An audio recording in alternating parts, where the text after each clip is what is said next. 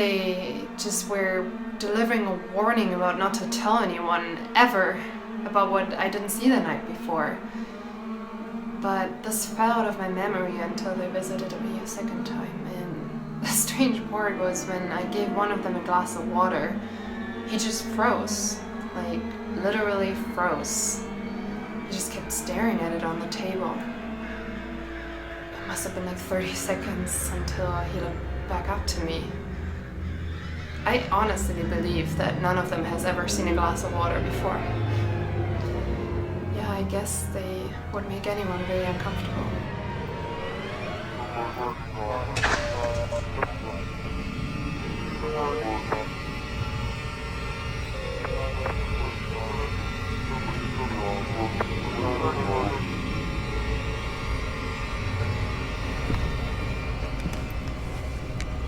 Seven years ago, back in 2010, a man named Booker Wiggins disappeared from his snow-covered mountain cabin.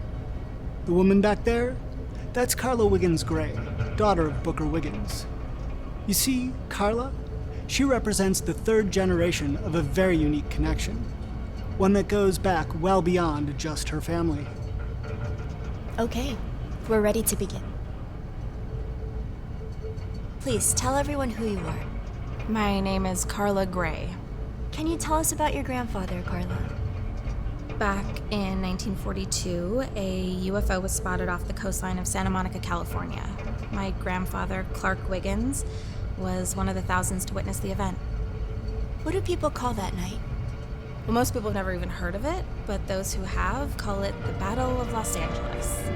The news of the world, Wednesday, February 25th.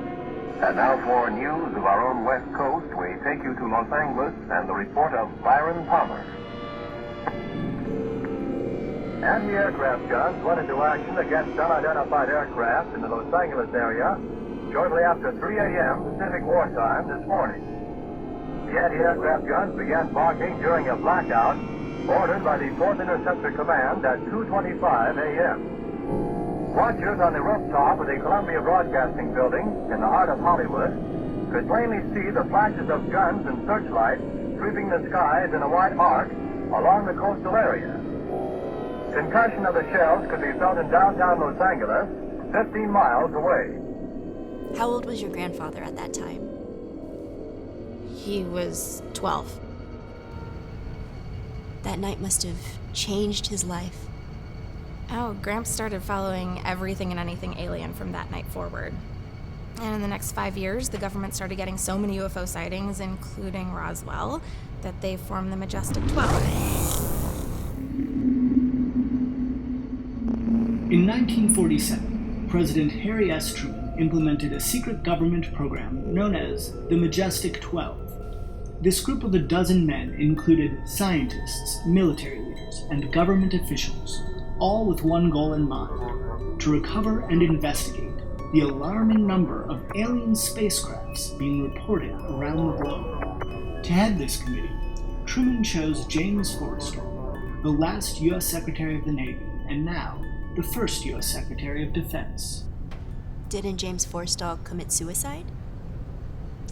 Just 2 years after it was started, the Majestic 12 split into two halves, those that did not want to alert the public and those that did. Forrestal did, so President Truman fired him. But did he kill himself? A short time later, Forrestal mysteriously got real sick. He checked himself into the hospital and then quickly decided to jump out of the 16th-story window. So you think he was murdered? No one except who was in that hospital room will ever know the truth, but based upon all available evidence, he was most certainly murdered, along with JFK 6 years later. JFK was assassinated because he knew too much about aliens? The U.S. government, not unlike other governments, likes to control all information. Secret alien tech tends to be worth more than a few lives here and there. Carla, I want to get this straight for anyone who sees this interview. You believe that JFK was killed because he wanted to share evidence of aliens with the public. I knew you were my girl. Care to explain that story?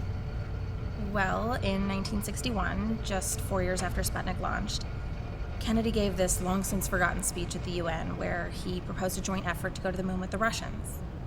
Neither the Americans nor the Russians knew this was coming. That must have been a big surprise to everyone in the room. Well, to tell you the truth, Truman, Eisenhower, and Kennedy all had a big problem getting the Majestic 12 to share info. But just 2 years after his speech, Kennedy got his good news. The Russians accepted his proposal. He even offered to share the Majestic's intel with them.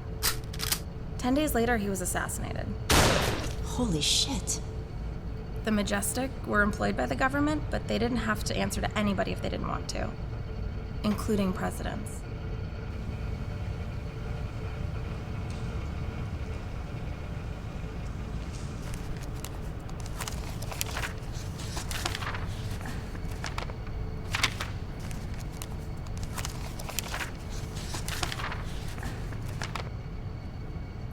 Let's talk about his disappearance. He was born just before this, correct? Yeah, 1960. Did your grandfather ever share his findings with your father? Gramps spent all of his time alien hunting. But his son, he took this knowledge into the research labs at Plum Island. At the tail end of World War II, U.S. intelligence began compiling lists of German scientists to capture and interrogate. This mission became known as Operation Paperclip. Its purpose was to exploit the post-war scientific knowledge of Germany, while denying it to the Soviet Union. In 1949, swept up from Allied-occupied Germany in the Soviet zone, was a Dr. Erich Traub, a veterinarian, scientist, and virologist who worked for the SS as their lab chief in the leading Nazi bioweapons facility. As the leading German authority on viruses, he was asked to consult by the U.S. Army's Biological Warfare Headquarters. This assistance laid the foundation for new research in modern military germ warfare. This new secret lab, just off the northern tip of Long Island, is the infamous Plum Island. Dr. Booker Wiggins quickly became his chief lab technician. Can you tell us about your father, Carla? Yeah, his name was Booker Wiggins, and he was one of the many scientists who helped create such things as the Montauk Monster, Lyme disease, me. Why did you lose your father's name when you married?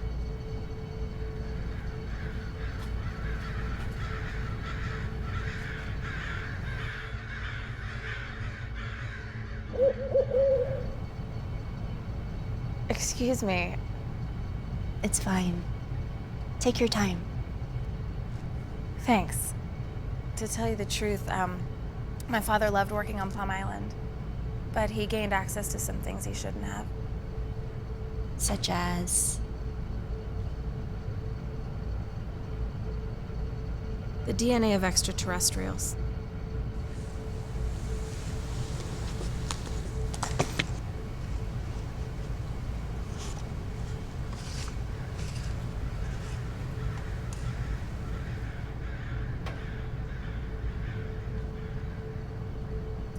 This was sent to me last month with a note to get it analyzed, but no return address. And what did you discover, Mia? It's a bird feather, all right. But it's also something they can't identify. The report even says unknown on it. Mia, what the hell is going on?